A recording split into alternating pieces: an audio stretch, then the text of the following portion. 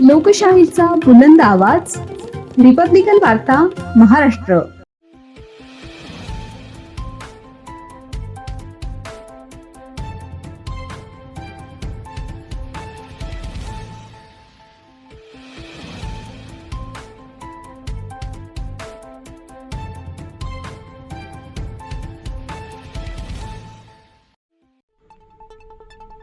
फेरीवाला 2014च्या कायद्याची अंमलबजावणी होईपर्यंत अतिक्रमण हटाव मोहीम थांबवा. काँग्रेस जिल्हाध्यक्ष सचिन नाईक यांचे प्रतिपादन. बातमी पुसद येथून. पुसद शहरातील अतिक्रमण हटाव मोहिमेमुळे लहान व्यावसायिक, हातगाडीधारक, फेरीवाले व सर्वसामान्य नागरिकांच्या उदरनिर्वाहावर गंभीर परिणाम होत आहे. केंद्र शासनाने फेरीवाला पथ विक्रेता कायदा 2014 लागू करून पथ विक्रेत्यांच्या हक्काचे संरक्षण करण्याची तरतूद केली आहे. मात्र या कायद्याची पूर्ण अंमलबजावणी न करता अतिक्रमण हटाव मोहीम राबवणे अन्यायकारक असल्याचे मत जिल्हा काँग्रेस अध्यक्ष ॲडव्होकेट सचिन नाईक यांनी व्यक्त केले आहे. ॲडव्होकेट नाईक म्हणाले की फेरीवाला कायद्यानुसार टाउन वेडिंग कमिटीची स्थापना, सर्वेक्षण पात्र, पथ विक्रेत्यांची नोंदणी, ओळखपत्रांचे वितरण व विक्री क्षेत्रांचे नियोजन होणे आवश्यक आहे. या सर्व प्रक्रिया पूर्ण होण्यापूर्वी कोणत्याही फेरीवाल्याला हटवणे कायद्याच्या भावनेच्या विरोधात आहे. आज दिनांक 11 जून रोजी महाविकास आघाडीच्या वतीने उपविभागीय अधिकारी तसेच मुख्याधिकारी नगर परिषद पुसद यांना निवेदनामार्फत मागणी करण्यात आली आहे. फेरीवाला पथविक्रेता कायदा 2014ची संपूर्ण अंमलबजावणी होईपर्यंत अतिक्रमण हटाव मोहीम तात्काळ स्थगित करण्यात यावी. तसेच सर्व संबंधित घटकांशी चर्चा करून न्याय व पारदर्शक धोरण राबवावे, जेणेकरून सर्वसामान्य नागरिक, लघु व्यावसायिक व पथविक्रेत्यांना दिलासा मिळेल.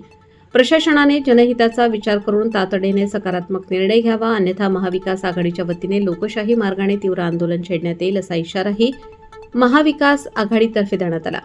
यावेळी राष्ट्रवादी काँग्रेस नगरसेवक ॲडव्होकेट भारत जाधव, शिवसेनेचे मोहन विश्वकर्मा, काँग्रेसचे सय्यद इस्तियाक, नगरसेवक ॲडव्होकेट वसीम अहमद, शहराध्यक्ष जिया शेख, विजय बाबर, तहसीन खान, गाझी उसामा, फिरोज खान, प्रकाश न्यायामते, तसेच फळ व भाजी विक्रेते तसेच रास्ता किरकोळ विक्रेते संघाचे अखिल बागवान, तस्लीम खान, प्रेम गोवरशेट्टीवार, गजानन गायकवाड, दशरथ जवादे, मोहम्मद फारूक, सौ अरुणा उमाकांत पांडे, अमन खान, विलास जाधव यांच्या स्वाक्षऱ्या आहेत. आज हम लोग यहाँ नगर प्रशासन को आवेदन देने आए थे कि जब तक ये फेरी वाला कानून जो है, जो सड़क पे जिनको अपना ठेला दुकान लगाना पड़ता है, उनके लिए सरकार ने 12 साल पहले ये फेरी वाला कानून बनाया है.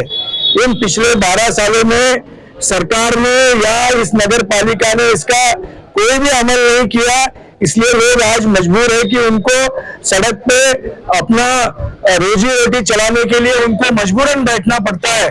तो हमने आवेदन दिया है कि जब तक ये कानून का अमल नहीं होता, जब तक यहाँ के जो ठेले वाले हैं, जो फेरी वाले हैं, उनको अपने हक की जगह नहीं मिलती, तब तक ये कार्रवाई नहीं होनी चाहिए.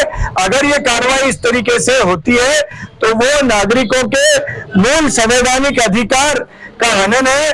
यहाँ के जो सबसे जो कमजोर लोग हैं, जिनको अपना जीवन बसर करने के लिए रोज कहीं ना कहीं अपना सर झुका के जीवन जीना पड़ता है, उनके साथ इस तरह का व्यवहार ये सरकार या किसी व्यवस्था को करने का कोई हक नहीं है. और इसलिए ये ज्ञापन देने को हम लोग आए थे. और यदि शासन प्रशासन ने हमारी बात नहीं सुनी तो इसके खिलाफ हम सब मिलके इनके अधिकारों की लड़ाई लड़ेंगे और उनको न्याय दिलाने का पूरा काम करेंगे. यही मैं इस मौके पर आपको बताना चाहता हूँ. रिपब्लिकन वार्ता महाराष्ट्रासाठी Vidarbha उपसंपादक Rajesh Dhole, Yavatmal. Subscribe now and press the bell icon. Never miss an update.